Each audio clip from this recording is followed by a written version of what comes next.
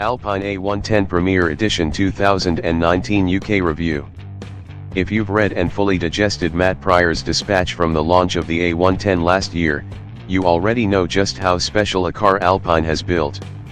What you'll read here is an interim report between the car arriving for the first time in the UK and a full autocar road test. It's during the latter, spread over 10 pages in the magazine, that the A110 will be subjected to the rigors of road and track, both bone-dry and treacherously sodden, to stopwatch, telemetry and noise monitoring gear, and finally to the views taken by several road testers. We will discover whether it's good for the 5-star verdict early impressions suggested. What makes the prospect so exciting is that 5-star cars are generally rather more expensive than most people are prepared to spend.